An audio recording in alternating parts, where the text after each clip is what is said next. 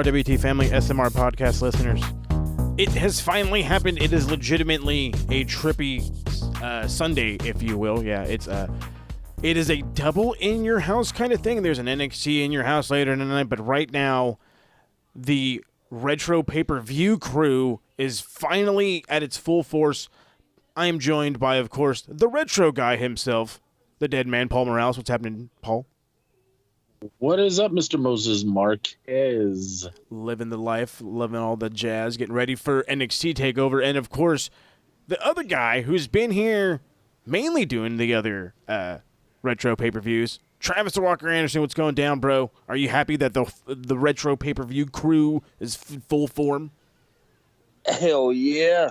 Man, not just that, but this is the first time I've done a WWF retro. That's right. I keep forgetting that fact. So, yeah. But, yeah, I think the next one we have after this is a WCW. I think they bounce back and forth. So, but I will admit, after watching this show, I am a little excited for SummerSlam. Absolutely. So am I. All right. So, let's not waste no time. It is shout out to Trav's mom. Happy birthday, by the way. Yeah, happy birthday to your mama. Tell her I will be over later on to give her what she needs. That's right. Oh, it's sorry, on me. sorry. It's on me. It's on me. All right. It's all good. It's all good. All right. So, to get into this, WWF In Your House International Incident, July 21st, 1996, from Vancouver, British Columbia, in Canada. Canada, if you will. So, the show starts out with footage from the free-for-all prior to the night before. It shows from the opening night. I guess this was like always free on the USA Network. It shows Jose Lothario and Jim Cornette having an interaction, which leads to Cornette getting shoved. Vader comes out to make the save, but Shawn Michaels does too, and this kind of that's just the end of it. They get the opening, and it goes right into the opening match with the Body Donnas taking on the Smoking Guns. I wrote, apparently Sunny has a whole heck of a lot of pull, because if she doesn't want the tag titles on the line, they're not going to be on the line. So this is the non-title match. I said the Body Donnas are in the back. They want to thank everybody, including Clowney, for being behind us, but they realized all they needed was the fans, so they don't need a manager. Skip says it's time to get down to business. So the Body Donnas get the upper hand to start out, and the Smoking Guns stall legitimately forever. Bart and Zip go back and forth for a little bit with a whole lot of hell of an arm drag, as he's like following up with an arm drag. With every arm drag, I was getting nauseous from the rotations. Bart and Zip go, read that part. There was the head scissors takedown, big punch. Billy's big and strong. He won't stay down. Skip is slowing Billy's momentum. All of a sudden, he just rolls outside. We see a hat fly in the air, and Sonny takes a bump. So Skip is dumb enough to go check on her, which he pays for because she slaps him, and then he gets killed on the apron. Bart throws Skip around for a bit, and then Skip tries a top rope crossbody but gets caught for a power slam. The Guns fuck up this leapfrog spot where he holds him. He wants to fly over. Bart doesn't duck. This absolutely infuriates Billy. He's just screaming at him, which, of course, now the fans are like, oh, hey, wait a minute. And now they're fucking screaming at him, and he's telling him to shut up. You talk to me. He's just furious, this gigantic blonde man. We're informed that Brian Pillman is manning the phone lines, and I'm like, that doesn't sound good. But we'll find out how good or not good it is later. Billy goes for a double axe handle, but he gets met with an atomic drop, so right on the nads. Zip gets the hot tag of all people, and he gets tripped to shut down his momentum after he threw Billy out of the ring. Bark just picks him up, goes for this sidewalk slam. He's like looking around like a dumb shit, like, where'd Billy go? Where's everybody at? And then gets killed with a missile drop kick from Zip. That leads to the pin. And, well, that was that. It was an odd ending, to say the least. Bart Gunn looked like a total geek.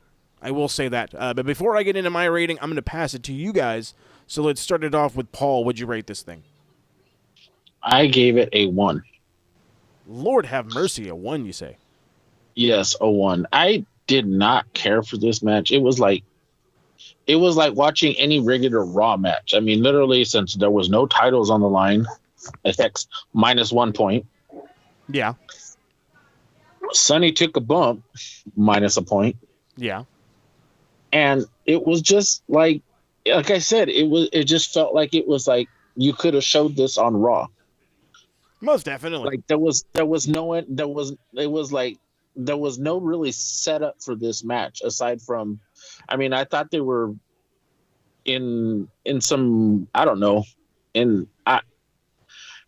I don't even know where the hell this thing was going. I honestly don't. There are no tag teams in fucking WWE at this time. So none. Literally, it's like the Body Donnas, the freaking Godwins, and the Smoking Guns. That's it. I'm trying to think of another one and I can't. The New Rockers that will not do anything. Oh, that's right. I forgot all about them. Trav, thoughts, rating? So I got to hear your rating first, Moses. Okay, cool. So let me write this thing, and I gave it 2 1/4. I said it went a little long for a non-title match. I seriously felt like this could have been on Raw, but hey, I didn't hate it. It was somewhat entertaining. All right. So for me, you got to think, I don't watch the weekly shows. I just come in, watch the pay-per-view. So I don't know the storylines. I don't know who's there. I don't know who's going to show up. I don't know nothing. And especially for this one, considering it's my first WWF retro. So I never even heard of the Smoking Guns. so seeing Billy come out. How old are you again? I'm 27. Okay. Okay. He got into wrestling late, if I'm not mistaken. Yeah, well, about 7, 8 years old. Oh, okay, never mind. Okay. Yeah. So you were later on in age. I was okay. All right, I got it. It's like, yeah. So I really enjoyed this match. So not knowing like storylines or anything like that, I gave it a 3. I mean, it was fun action. I'll give him that one. You know what? For the first time knowing these people, I'll give him that one. Yeah, it was like, I mean, like, I know who Billy Gunn is, you know, but I've never seen that tag team. I was an instant fan of them. I absolutely loved them. I loved them with Sonny. It was great. And the one spot that just killed me was when Billy, he countered. He was like on the top rope. And then fell into an atomic drop. I think. He's right on the balls. Yeah, and he just sells the living hell out of it, and I loved it. My favorite part about that whole is King is like, oh God, look at Sonny's face, she's just dying inside. I was like, yeah, well, there goes the family jewels. It's bruised. There's no touching it. You're screwed, lady. Not literally though. So then we go to the back with Mr. Perfect, and he's back there with Cam Cornette, and Cornette continues to claim that Jose Lothario pulled the switchblade on him, which has been like a thing going on for weeks. I laugh every time because he says it with like such fluidity. He tried to pull a switchblade on me, and I'm just like, you say that a lot, don't you? But anyway, so then he brings up how Vader tried to, how he tried to attack him. Vader comes in to make the save, and they were together able to hold off him and Michaels and Lothario, but Cornette promises a victory or he'll refund everybody's money, including those watching at home. That's going to cost him around $7 to $10 million, and y'all can't let that happen to me. So Bulldog says the cat's in the bag and the ring is no place for a lady, so his wife's going to stay in the back, and I'm like, thank God. Owen says he already knocked out Oddman, and I'm going to I already knocked out Oddman with my cast. I laid out Michaels and said I can't wait to nail you with my cast. Cornette says something about bacon or some random southern joke, and which went right over my fucking head. But the idea is Vader is crazier than Sid. The entire time Vader is jumping around like a gigantic version of Ric Flair snarling, or not Ric Flair, excuse me, Rick Steiner, like a gigantic snarling dog. I loved it.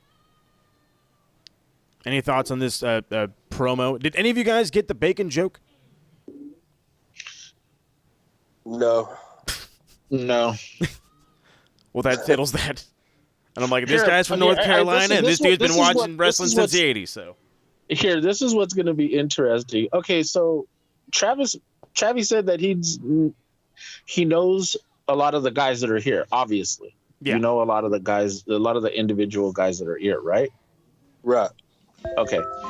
Nope. So now you're just coming into, now storyline aside, you're going to base everything that you watch just basically on watching on just what you know and just the entertainment factor of it, right? Pretty much, yeah. Okay, so this is going to be very, very interesting because he knows no storylines because, quite frankly, there aren't really any. At this time, there's really not really any because aside from we will see Undertaker and at the end of the Gold Dust match, and of course, yeah, we kind of see the one at the end with the in the main event with Shawn Michaels. Odd Man Johnson. Oh, by the way, we call him Odd Man Johnson because he's very, very odd in the ring. Yeah, you're telling me. Yeah, and if you've watched it, he's too stiff. No, you don't say. No, I say. There was somebody I was watching. It was either this one or the other actual retros we got to do. Somebody was just fucking running the ropes. Like, oh, it was this. No, not that guy. It was some fucking weirdo just running the ropes like a goddamn crazy man. Was it Odd Man? Maybe it was Odd Man. Probably was. Now that I think about it, probably was. I don't remember. I'm sure I'm going to get into it in my gigantic long notes over the main event, but we'll get there in due time. So, But I love Cornette, except for when he continues the whole switchblade thing. But it was still fun nonetheless.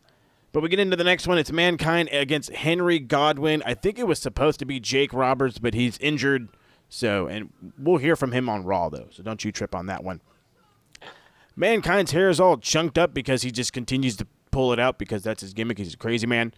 And so hold on. Okay. So I read somewhere that they put plugs in his hair or put like little pieces of extra hair into his hat, into his face mask so he could pull it out. He's not necessarily pulling out his hair.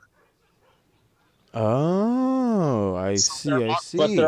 But there will be incidents to where you will see him grab his hair because he misses the pieces that he's supposed to pull out. And he's like, "Some bitch out." Yeah, because sometimes, like, if you watch the match, you'll see sometimes you'll see hair like fall out, and it's not that he's pulling at it; it's just that it's free and open for him to pull and break off, and so But there were incidents to where he did pull out his hair, and then he just started to pull out his own hair. So, anyways, ouch. Go ahead, continue. Well, gracias, but ouch. So Mankind goes right after Henry Godwinn, but then Godwinn comes right back with some punches, a power slam, and then a clothesline. Mankind, he clotheslines Mankind over the rope. They're on the outside fighting. It goes back and forth for a bit more. There's the elbow drop, and then he does this like twirling, running knee into the corner. Falls up with the leg drop on the bottom rope. He turns around, exposes the concrete, which just seems to be like a thing that they just did all the time in the 90s. Now it's like super devastating, but it seems to be the fucking norm in the 90s, I swear to God. He hits a swinging neck breaker. They both land on it, but only Henry sells it. He barely even sold it because once they get back in the ring, he's already fighting back. Mankind goes for a splash, but Godwinn moves, so he kind of posts himself like right in the face. I kind of remember seeing Cesaro do the same thing, but luckily Mankind got his hand in the way. Henry's making this comeback. He comes off the top, or he tops it off with a press slam, or press slamming Mankind on the concrete. My fucking notes are all over the place. Henry wants to do the slop drop, but Mankind decides that I'm going to hang on to the rope because, I'm smart like that. So that's what he ends up doing. And leaves them the opening to turn around and get the mandible claw in for the win. So, Trav, rating is on this one. Now, this goes back into one of the other reasons why I love watching these retro shows and not following like the weekly show, because I don't know who's going to come out. I don't know what the next match is. It's completely just it's like Royal Rumble for me, you know. Who's next to walk out? And the second Mankind walked out, I flipped shit. Because he's one of my all-time favorites. Mick Foley, it doesn't matter which face he's using, he's always been one of my all-time favorites. I enjoyed this match just for the simple fact it was Mankind. Understandable. And for that factor alone, I kind of shot a little high for what it should have been. And I gave it a 2 3/4. No, first off, it is your opinion. It is your thought. Don't underestimate your own rating. You're not overshooting nothing.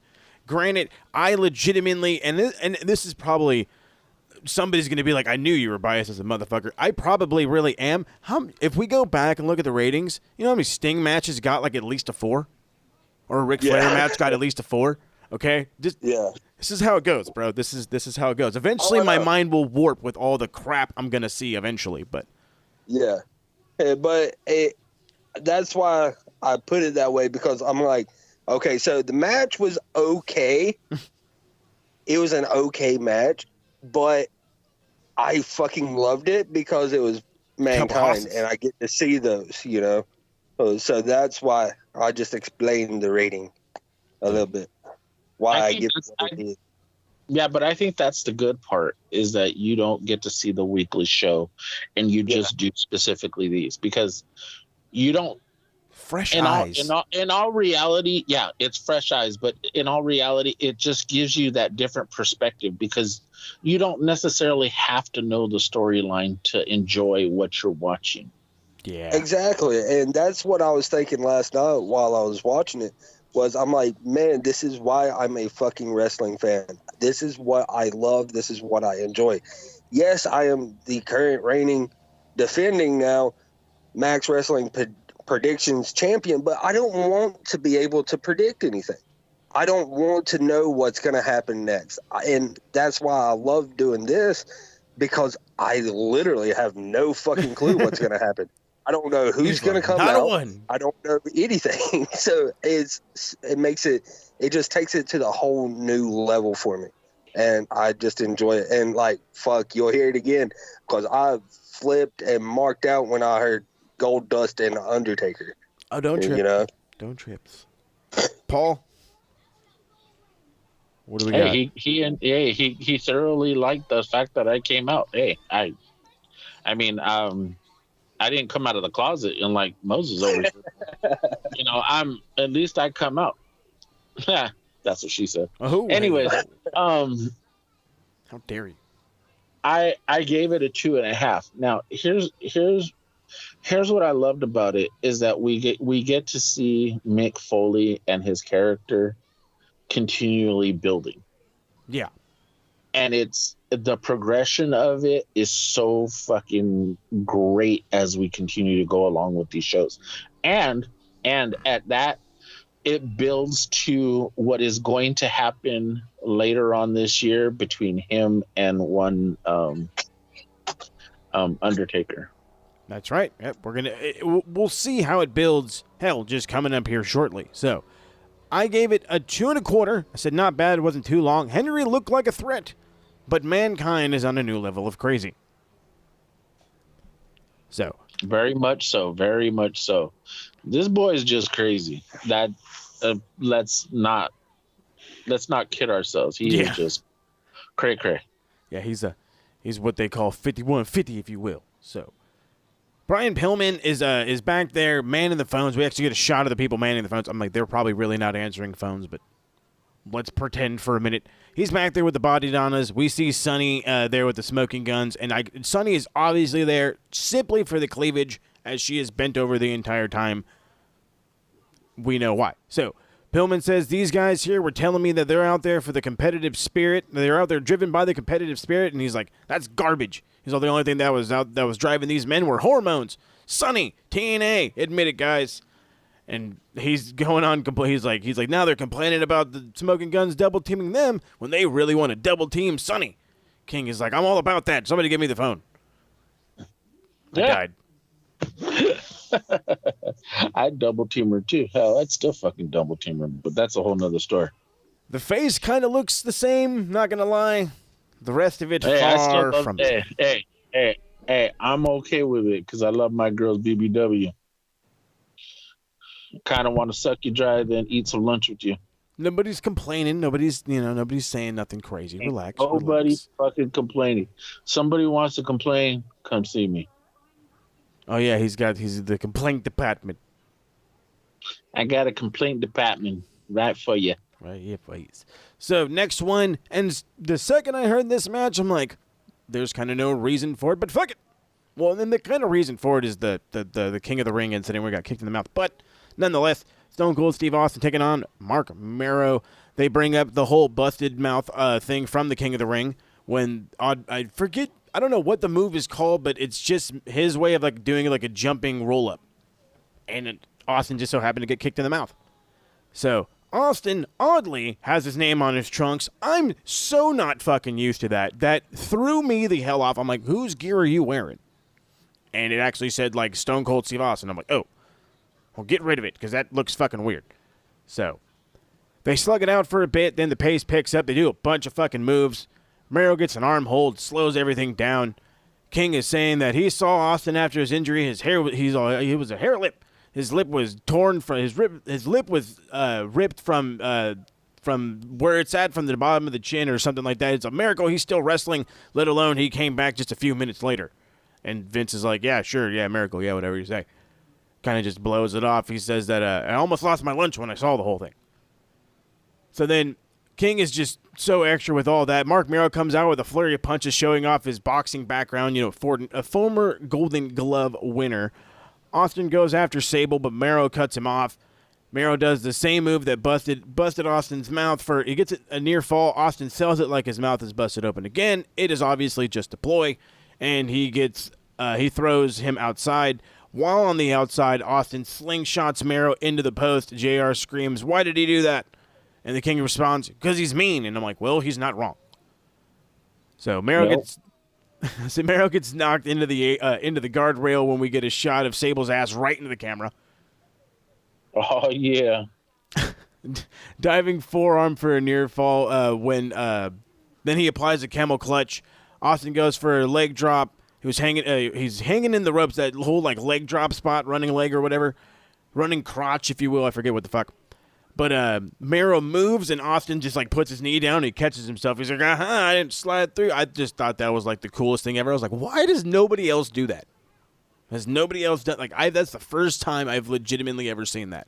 I've only seen people just I've been ployed and fall through like a dumb shit. But I love that spot. All of a sudden, we see fucking there was the like power bomb spot. They kind of botched it, and then they fell over the top rope. I feel like that's like a super safe like way to go over the rope because you're both just rolling. But hey, I don't know. I'm not taking that one. That's for damn sure. That's when we see Marlena and her butler come out. They give a message to the King. He's afraid to open it, so we don't see shit.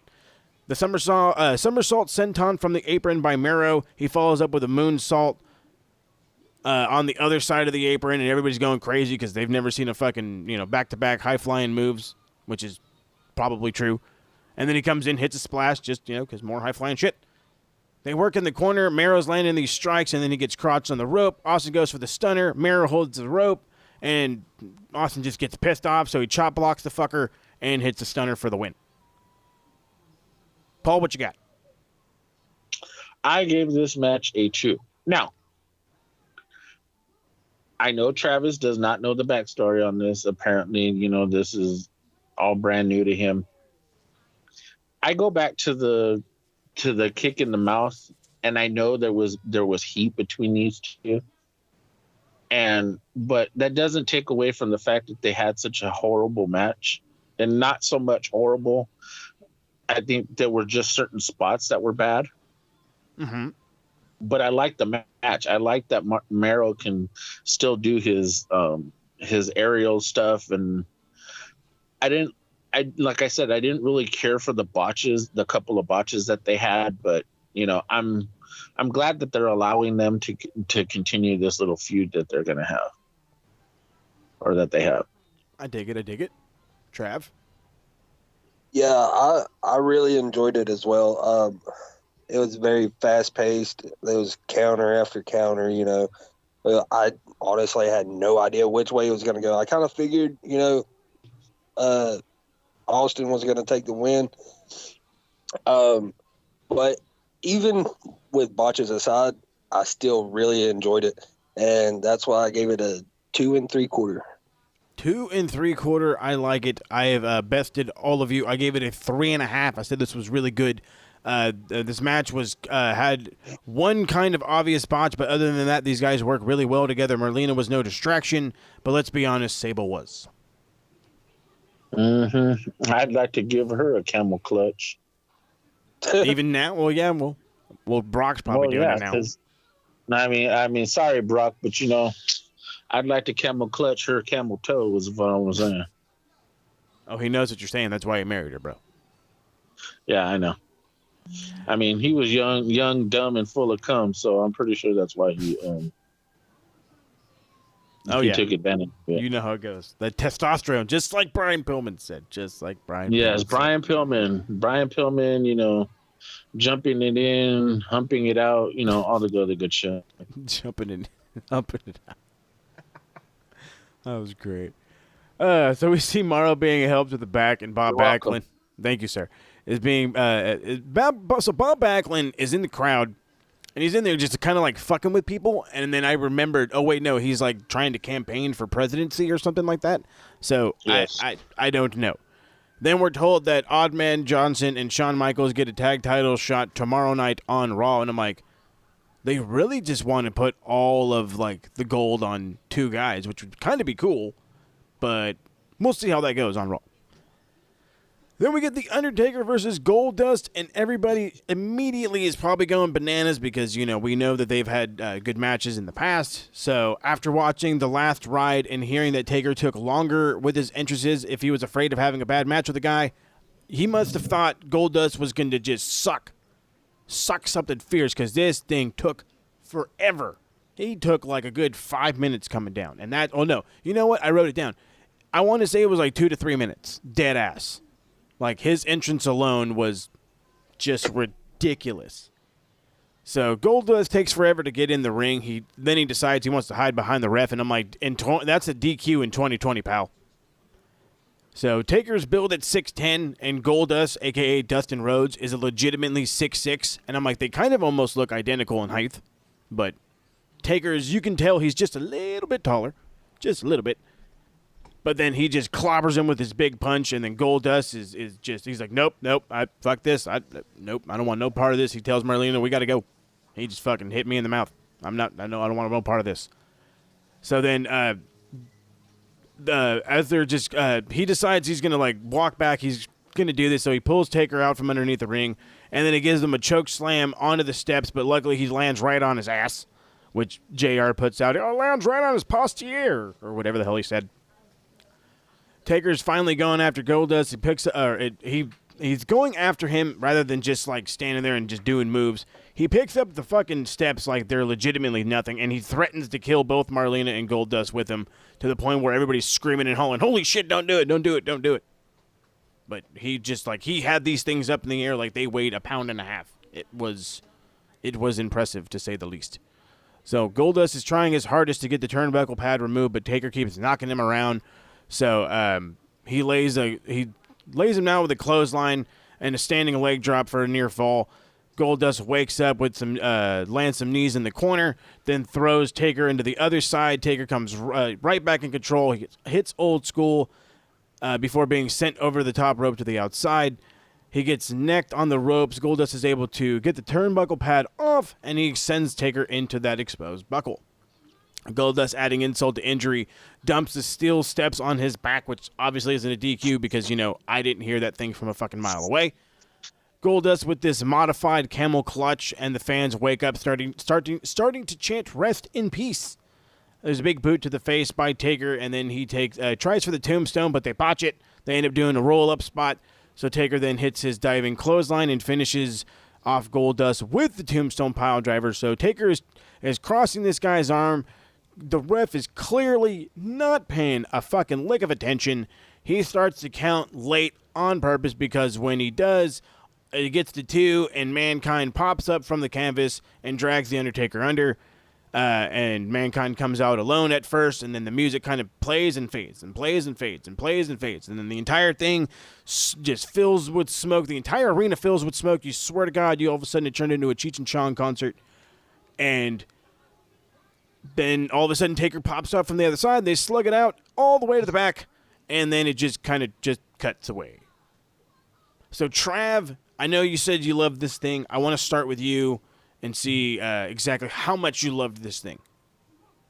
All right, so when I say I love this thing, I'm only talking about who they are. Or just looking at WrestleMania this year, or from the Boneyard match, and seeing how Dustin Rhodes is evolved himself to what he is in AEW now, it's just crazy to go back and look and see what they were doing then compared to what they're doing now. It was really awesome to see it. And my wife, she was dozing off on the couch watching it, and she woke up and was like, I didn't know there was drag queens in wrestling. It was just funny as hell. And just to see her reaction and of Undertaker from then, and seeing her reaction of Goldust, and it was that aspect was great. The interaction with Undertaker and Mankind just made me beyond happy. But the match itself was a little underwhelming for me, so I gave it a 2. Wow. Okay, Paul? Well, I'm going to go the different route, and I'm actually going to give it a 3.5. Here's the thing. I watched this particular match 3 times. We get to see Undertaker at his youngest, at a young age, and still performing great. I mean, outstanding. And him and Dustin just seem to work well together. I love their chemistry. For some apparent reason, this mesh of these two together just seemed to work well. We will see them down the line again in the future. But for me, I love this match, and I love the fact that Mankind came out, under the ring, pulled him in, and then all of a sudden there was all kinds of smoke. He was over there, screaming, and then all of a sudden Undertaker comes out from the other side, and then they start going at it. I love that because, like I said before, it's going to lead to something, and we know what it's going to lead to. For some apparent reason, I love this match. Even the pace, even as slow as it was, it held me in. It kept me going with it. So I just thought it was better than, in my view. No, I'm going to be the mutual ground with this one. I gave it a 3. I said I like this match. I like the build that they're doing, and it's obvious their next step is the Boiler Room match, which was later announced. I know, spoiler, I'm killing it. So we get this SummerSlam promo. It's like the Olympics, but it's really not. And then we cut to the commentators. They're fanning away all the smoke as King says, the ring is in shambles. And that's when a fan puts a Burger King paper crown on King's head, and he yells, security! And then JR says that Cornette's guaranteed is bolder than Joe Namath's guarantees Super Bowl victory. So King says the guy behind him won't get his money back. In fact, he'll get thrown out if not knocked out. Then we see Taker and Mankind starting to fight in, that's right, you guessed it, a boiler room. Oh, by the way, did you notice that the reason why they were kind of delaying everything was, one, they were trying to, fix the ring, but two, it actually did catch on fire. Oh, that I did not know. There was a fire under the ring. That's the reason why there was so much smoke going towards them. No, again, completely unaware of that crazy fact. There, I gave you some education. Edumacations. Okay, cool. So if I ever get a knowledge title, gimmick or whatever, and they're like, was there ever the ring on? Yes, I'm gonna know. I'll have to figure out there were several times where the ring caught on fire. So several occasions. Several occasions. I hear it. So let's get into the main event of the evening. The match we've all been waiting for, and God almighty, I believe I wrote almost an entire 2 pages. Bear with me in this one, because a whole hell of a lot of shit went down. 6-man tag team match. You had the World Wrestling Federation champion HBK, Shawn Michaels, the Intercontinental champion, Ahmed Johnson, and their crazy partner, Psycho Sid, against Camp Cornette, which involved Owen Hart, Vader, and of course the British Bulldog, with Jim Cornette just being the guy there in the background. So there's a vignette showing how this whole thing built up, starting out from the Bulldog HBK match to now. Shawn and Vader started out. Shawn's pulling at the Vader's mask, and then he eats a giant punch. There's a Hurricane Rana by Shawn. He does this crossbody, sends both men over. He hits a baseball slide, a plancha, and then he goes for another dive, but he goes headfirst into the guardrail. Vader works Shawn over in the corner, then he tags Sid in. He comes in with all these weird, crazy strikes. That's whether it was Sid. He bounces off the ropes, just weird as a motherfucker. And he just comes in, clears the ring. The crowd goes bananas for it. Owen comes in, he gets a clothesline. Then Oddman comes in, hits these 3 super safe German suplexes, because Owen was like, "You're not landing me on my neck, you gigantic man, you." Oddman misses an elbow drop. That's when Bulldog comes in, takes advantage. But Oddman wakes up. He hits a spine buster, Pearl River plunge. Vader comes in, breaks up that pin, though. Vader gets a tag. Oddman is pissed that he broke up the pin, so he starts just beating his ass in the corner. He doesn't give a shit about a 5 count. Vader tries to splash Oddman in the corner, but he's caught and slammed for a near fall. I'm like, holy crap, just holding on to this 400-pound dude like it's fucking nothing. Owen comes in, stomping on Oddman, who's not selling a goddamn thing. Then he gorilla press slams him and tags in Sid. Owen eats a giant boot, gets thrown into the corner so hard he falls on his ass. Bulldog with a stalling suplex on Sid, and Vader adds an elbow drop. He adds an elbow drop after Sid hit the ground. Bulldog landing strikes on Sid, and all it does is wake him up. Shawn goes for a double axe handle, ends up going shoulder first into the post as Bulldog moves away. Shawn and Bulldog, they fight it out for a bit. There's a broke up spot. They did this whole Oklahoma roll spot, which if you guys don't know what Oklahoma roll spot is, they legit get there's a leg lock and an arm lock, and they're just rolling until the guy gets so dizzy that he actually is not going to kick out, which I'm just dizzy, so I'm probably going to kick out even faster, but whatever. All that does is just confuse the ref, truth be told, because he's just running around like a fucking chicken with his head cut off. It goes back and forth for a little bit more. There is the power slam by Bulldog. He hits a power slam, misses an elbow drop. Owen hits the cash shot to the back of Shawn's head. He sells it like he's freaking dead. Vader comes in to pick up the pieces, lands some strikes, but he throws him so hard that Shawn falls out of the ring. Vader's working a standing arm triangle, and every time the ref's back is turned, he just goes for the throat. This thing goes for a little longer. Bulldog comes in, he misses a splash. That's when it's Owen and Shawn. They just collide heads. There's a double down. Bulldog comes in, he hits the power slam. Sid breaks up the pin, hits a leg drop. It scared the ref to see this gigantic dude bouncing off the rope, so he's like, I'm not even going to fucking keep counting. I'm just going to get the hell out of the way. Oddman gets this hot tag, but the ref doesn't see it, so he's like, no, get your ass back in the corner. And I'm like, first off, when I saw this, Paul knows my frustration. There's almost never fucking legal tags in WWF. There's almost never legal tags. And you're telling me this guy is like, no, you get your ass. Bullshit. I called bullshit.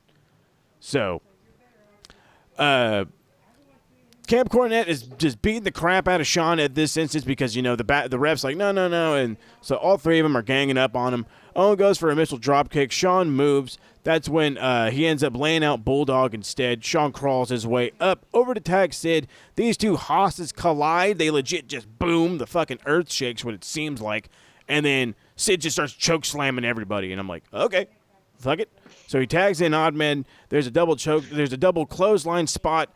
They launch Shawn in for the splash. The pin's broken up, though. So the match just falls apart. Vader grabs a racket. He tries to hit Shawn, and I'm like, really, you gigantic dude? You need a weapon to fucking beat this little guy? But whatever. So Shawn ends up taking it. He whacks him with it. He gets a 2 count, decides, I got to hit him with a sweet chin music. But as he goes for it, Cornette grabs Shawn's leg, so he can't move. Vader splashes him, hits the Vader bomb, and gets a clean pin over the World Wrestling Federation champion. Wow. Can I just say that I did not expect this match to go 30-something minutes, and I honestly did not expect it to be as good as I thought. I'll get into my rating.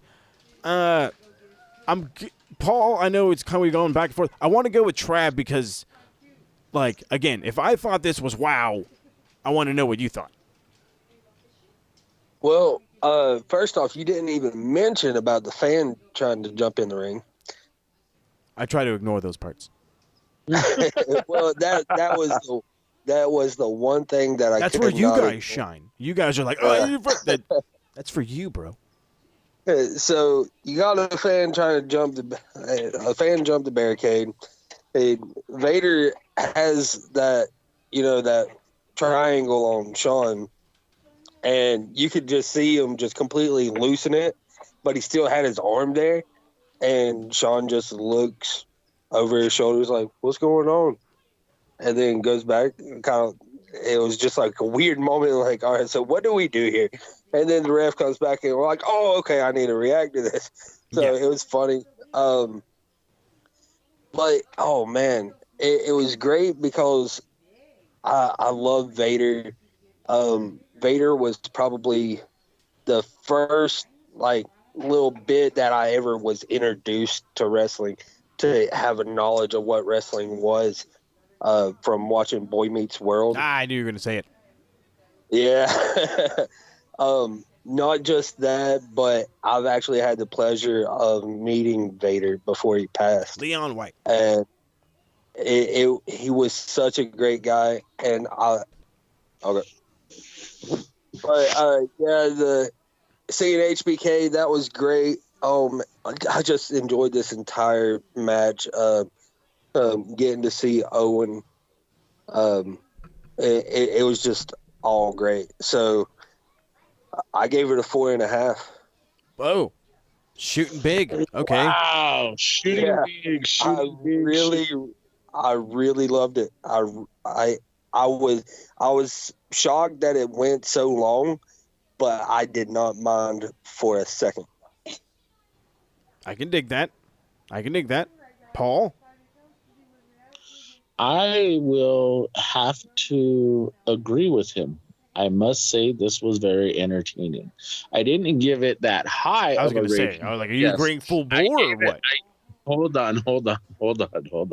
I gave it a 3.5. Now, I agree it was thoroughly entertaining. It was more entertaining. And now this is a pay-per-view match. Facts. This is a pay-per-view match that I thoroughly enjoyed. Just the action, the ins and outs. Now, mind you, yes, Mr. Moses Marquez, I am with you. There is no such thing as tags in tag team matches anymore. It's like, are you in? Yes, you're in. Okay, well, we'll count 1, 2, 3. You're in. Yep. So you get it. You understand. Yes, and we've had this conversation several times before. And it's amazing how WWE and even WCW has this issue to where you don't even know who the hell is tagged into this match. We've seen guys who have been pinned who were not the legal men. Facts. And of course, we chalked that up to our favorite referee and Mr. my sworn enemy. his sworn enemy, Mr. Nick Patrick. And this is This guy's just, old enough to be my this is fucking just dad, and he's my sworn enemy. this, yeah, and this is just another representation of what we hate. The fact that guys who get pinned aren't even the ones that are supposed to be even getting pinned. But hey, you know what? It is what it is. I agree. It was thoroughly enjoyable, and I would watch it again. I completely agree. So again, I'm in the middle of you guys. 4, I said this was great. Went a little too long, but I don't give a shit. I enjoyed it. Shawn is the ultimate worker. And for that, he is my only vote for Wrestler of the Week. But we really don't do that for the pay-per-views. But I'm just saying, if we did, he's the guy. Yes, sir. So, Sid and Oddman lay waste to Camp Cornette. Shawn splashes Vader as Camp Cornette decides to just hightail it to the back. We see the faces standing tall, and then we head to the back where Doc Hendricks is standing there with Gorilla Monsoon, and he brings up SummerSlam, and he says, the one match that sticks out for me is Undertaker versus Mankind, and you know what? They're going to go down, and they're going to start in a boiler room, and we're going to see where it ends up, is what he says. So, I'm guessing it's a boiler room. It is a boiler room brawl, meaning it doesn't have to end in the ring, but if it does, don't be surprised, is my guess. I don't know. We'll see come SummerSlam in August. That's when Cornette comes in and says, you know what has me boiling? I'm boiling with happiness because I saved about $7 to $10 million. He says that Camp Cornette won that match, and Vader deserves a shot at the world champion. Let's see if that no good coward puts the title on the line, and that's when the show ends. So, Paul, thoughts on this show entirely? I thought it was enjoyable. Kind of started off really slow. Not slow so much in the sense that it was that all the matches were slow. I just didn't care for the tag team match simply because there was no titles, no title on the line. I think it kind of started to slowly pick up, Mankind. Who the hell was Mankind wrestling? Henry Godwin. Henry Godwin, yeah. So it slowly started to pick up. We got, Austin and Merrill again, gradually started to pick up. It was just the ending that got me. I would say the last 2 matches, kind of put me over. I thoroughly enjoyed it. I give it 2 thumbs up if I can. If I can, he say. Trav? Oh man, I loved it, top to bottom. I had my damn nomination prepared. I thought we did do it for pay-per-views. Well, who do you got? Talk to me. Fucking Billy Gunn. Billy Gunn. Okay, yeah. fuck it. I'm gonna put up a goddamn poll. Paul, do you got anybody besides HBK? Oh my God! Of course, I got myself. Ándale pues. That's not how it works. No. I actually got Sid. I actually got Psycho Sid. And here's the thing: we haven't seen him in WWF in a while. WWE, sorry, my bad. It's just he looked very fresh. He looked like he was ready to go out there and do more than just whoop somebody's ass for a couple of minutes. Get in and out of there. Unscathed, but he looked good. I could definitely agree with that. Definitely look good. So if I can rate this, I said I give this show 2 thumbs up. I said the main event was really good. I don't think any match was exactly really disappointing. I'm liking the build of Vader to Shawn, and I really am loving the Mankind Taker build, especially with the Boiler Room match. They're gonna fucking kill it. I cannot wait for SummerSlam. And I think we got a decent... No, we don't. Hog Wild, I don't know if it's going to be that good of a pay-per-view. I do know that we got Hollywood Hogan against the Giant. And I don't know what else is going on with that one, but we'll wait and see with that one. That's the next pay-per-view coming up after this one. It seems to just alternate so easily, WCW, WWF, and vice versa. So, but yeah, that was it. That was In Your House International Incident from July 21st, 1996. I'm glad we finally got it done with because it was a good enough show to be talked about, and it should definitely be watched. it was under 2 hours. So if you want a quick show with a very entertaining main event, this is probably the one to go watch. You can get through it quick. So, before we get on out of here, I will let you all shoot the plugs. Trav, I will start it out with you, bro, man. I'm going to shoot these plugs, and I'm going to jump off here. I got to get going. Sounds good. So Twitter is Walker_TA92. Who Facebook Travis the Walker Anderson. Check out what we're doing with Max. It's going to be a great fucking week. Got all of our titles on the line between doing this pay-per-view and then NXT tonight, and then we got fucking bullshit backlash next week. It's going to be fun, and yeah, it's going to be fun either way. So definitely check out what we're doing with Max Wrestling. Absolutely, brother. All right, man, you go ahead and get on out of here. We appreciate you doing your thing. Paul, hit him with some stuff. Of course, you can find me on Twitter only because I closed my Instagram because Moses was sending me too many dick pics. Hey, anyways, that's what it's for. Hey. So. Oh wait, no, anyways, that's Snapchat. My bad. You can find me on Twitter under RWT_Deadman. Of course, if you find anything interesting, like my friend Mr. Michael Larkin over there likes to do, he likes to tag me in everything that he posts, which is perfectly fine. If you find anything interesting, of course, tag me in it. I promise you I will like it and retweet it. Of course, you're promoting anything. Of course, I will help you out and share it on my page.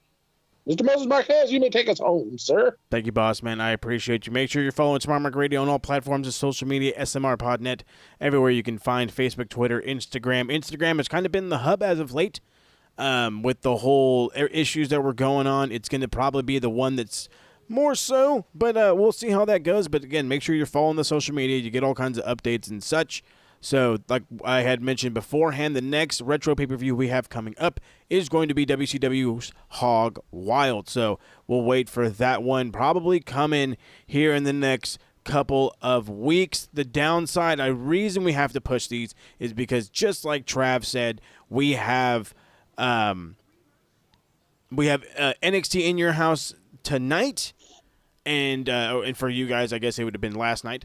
And then there's the following Sunday is actually Backlash. So just pay-per-views, I don't want to say galore, but back-to-back. And then 2 weeks after that is actually going to be Fyter Fest. But I think Fyter Fest is going to be a little different because I think it's going to take the place of Dynamite. But we'll talk about that when we get there. Hell, we might actually bring it up in the news if we finally decide to do a news episode. Maybe tomorrow. We'll see how it goes. But anyway, with all that being said, exactly what Travis said, make sure you're checking out Max Wrestling. Make sure you're checking out that. The greatest knowledge title defense of all time. I don't care because there's nobody here to tell me to shut up when I say it. So, make sure you're checking that part out. Like I said, the knowledge title's on the line, promo title's on the line, prediction title on the line. It's just the champions partay, if you will. Who knows? Who cares? Anyway, I'm going to get on out of here.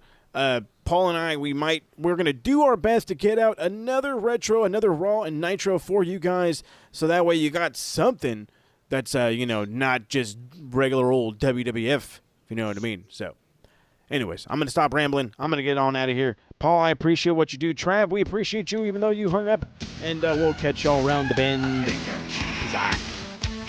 Black Lives Matter. Peace out. Got the look.